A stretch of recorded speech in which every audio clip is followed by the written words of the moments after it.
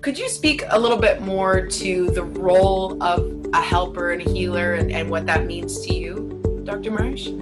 Absolutely. I start in the book talking a little bit about shamans because I also come from Africa, Cape Town, South Africa, and we were surrounded by healers and medicine men and shamans. So I just wanted to kind of make the difference. So, but if you really look at it, when I started writing and I looked at it, there isn't really a difference because a shaman is described as somebody who's deeply connected to spirits, or to spirit, but both good and bad spirit. And in South Africa, we know that, right? And when the shamans work, and different shamans work with different tools, and that some throw the bones, some people just work with prayer, some people work with prayer and medicine.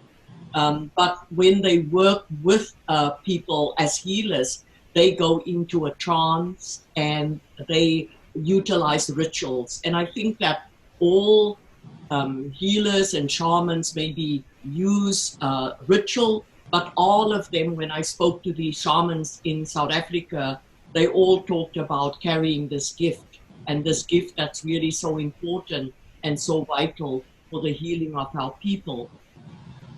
And then when I looked at healers, so in some of the literature, you would read that healers, they cure disease, they cure injuries, that they carry special powers.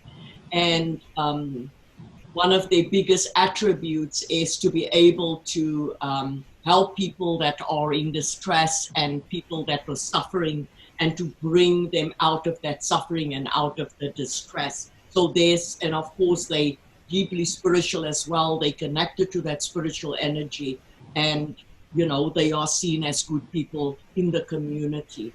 And when we look at helpers, and even here in North America, helpers are seen also as uh, people that are helping others to find their spirit, to find themselves, to help them into prayer, to use rituals. And here in North America, well, I guess in South Africa too, the healers always had helpers.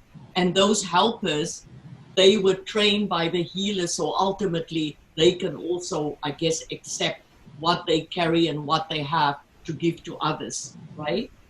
Mm. And maybe just the medicine man, as it is here in North America, as it is in South Africa, they all carry this gift of healing. Some medicine men are totally immersed with nature and they know all the plants. I know I met so many medicine men in South Africa. My dad knew many medicine men, and they had all the different herbs for every ailment, for every illness. They had herbs, and a lot of people, like my dad, for example, would really just use medicine men when they are sick to help them with their ailments. And here in North America, with the indigenous peoples, the medicine man carry that same gift and the same role.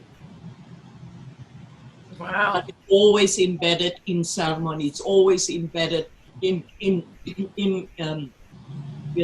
culture, in cultural rituals, and it varies from culture to culture.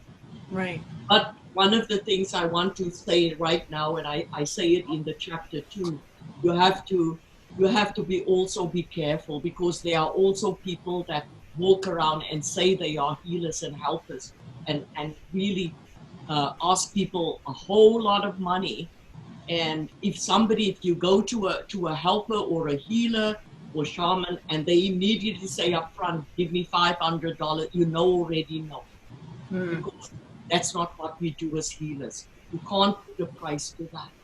When Hmm. I go in that role as a healer and people come to me as a healer, not as a psychotherapist, then I just say to them, I can't put a price to it. That's totally up to you whether you can give or not give. That's up to you. And just to be aware of that.